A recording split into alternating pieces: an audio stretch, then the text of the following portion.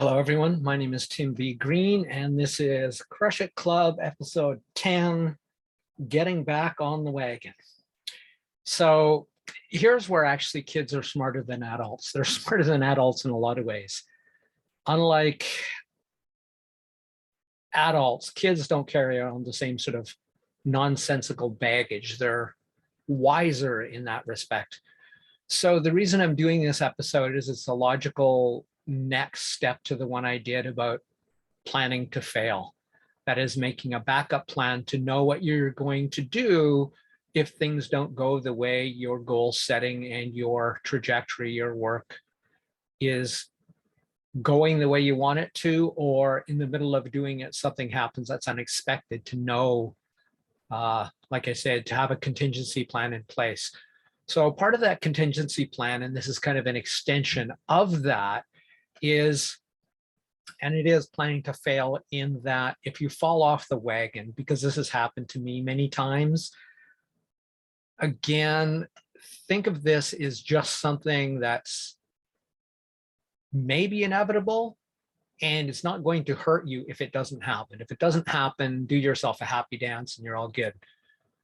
But oftentimes, especially something challenging, for example, me doing a video every day, that's challenging because there's work involved in it. And it may be that someday this year, I am not able to do it. But let's go to something more basic than that, because this is a popular one, right? New Year's resolutions, now in January 10th. Okay, you're probably still enthusiastic and you're probably still going to the gym if you made that resolution, which is so popular and popularly failed at, that by the end of the month, the vast majority of people are no longer attending. So there's questions of sustainability and how you plan. That means you probably didn't make a plan to fail. And more to the point, let's be honest about what's happening here, because people will talk about, oh, well, I did it and it didn't work out. It's like, what do you mean it didn't work out? It's not that it didn't work out. You just quit going. You wanted an excuse to quit going, because working out takes work by definition. So it's hard. So it's effort. And you want to be able to tell others and yourself that it was sort of inevitable and for some reason it wasn't your responsibility. Well, it's 100% your responsibility. That's not to say that you should beat yourself up, because beating yourself up doesn't actually increase the odds that you will get back on the wagon. So that's why this is called getting back on the wagon. So have you ever been sick? Let's say you got sick on Monday or Friday, whatever. So you get sick and you can't go to work, so you call your boss. And then because you were sick on, let's say it's Monday, you get sick on Monday, so you had your weekend as usual, you call your boss, you say, I can't come in today, I'm sick. Does anybody call their boss on Tuesday and say, well, I'm sorry, I missed Monday, so I think it's best that I quit the job, that I give notice? My guess is no, that's ridiculous. So let's now compare that to fitness, or doing a YouTube channel, or doing anything else that's maybe challenging. Oftentimes we have a different mindset about things that are challenging, things we know we should do. And Tony Robbins talks about this. He says something really becomes more achievable when it goes from a should to a must. That may or may not be necessary to get to. But the bottom line is, missing something doesn't mean, or falling off the wagon, not doing something, even for an extended period of time, is no excuse not to get back on that wagon. So it's pretty simple. Let's use another example. I talked about brushing your teeth, and how people don't usually say, I'm really busy today, so I'm not going to brush my teeth, right? They may say that about exercise and other things, but again, let's be honest, it's just an excuse not to do it. Now, this is true also in business, about doing things like social media follow-up, or those other things you should be doing that you don't want to. And I know this because since I've now sort of lived on LinkedIn for almost 2 years, and especially the last year, tons of people, oh yeah, I should do that. but that's all they say. And these oftentimes are successful business people, but they don't do it. Now, if that were their teeth and they didn't do it for 1 day or 2 days or start and then fall off the wagon, they quit forever, because what's really happening in there is they're looking for that excuse to not do it, but pretend it's not their responsibility. So the way to get back on the wagon is very simple. In some cases, I believe I've fallen off the wagon of exercise for as much as maybe 2 years out of the last 40 years, right?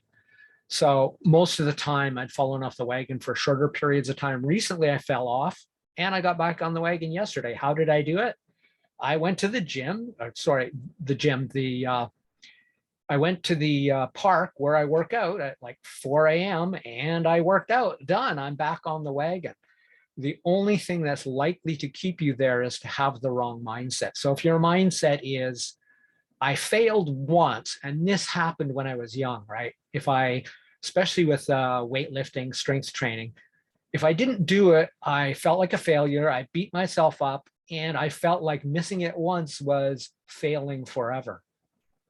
So that's something that's changed over time. So it's what I said yesterday, and that is, if you fail, if you fall off your wagon, just go, it happened. It's totally my fault. It was totally my choice. Now I'm going to get back on the wagon and do it. And that's really all there is to it. And again, let's go back to you don't quit your job if you miss 1 day because you're sick, because that would be ridiculous. But it's equally ridiculous to do that with commitments unless you literally don't have the time or physical capability, which is almost never the case. If that's the case, well, that's fine.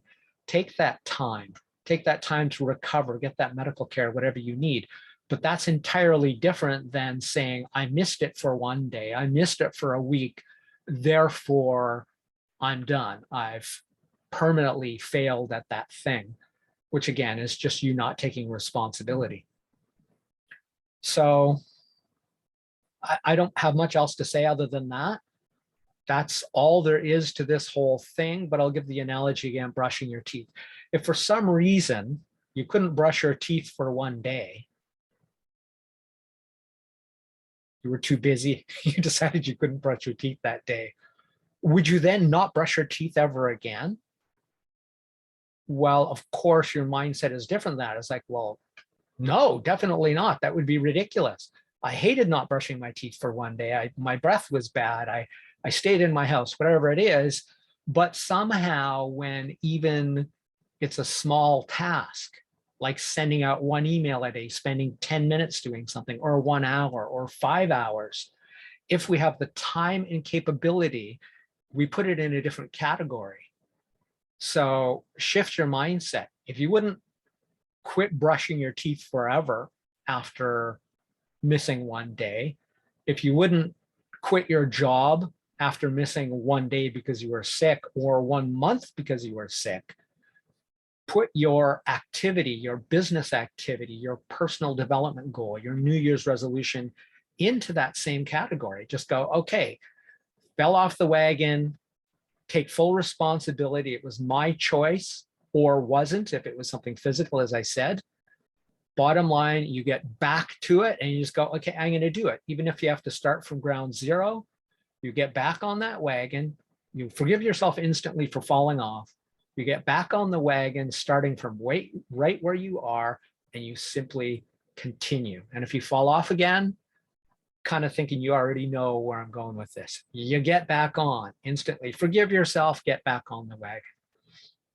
It's really that simple. You don't need a big guru or a big system or to go take a seminar on it. That's really all you need to do is decide, take responsibility, forgive yourself if it was your choice, get back on the wagon. My name is Tim B. Green, and that was episode 10 of Crush It Club. Bye for now.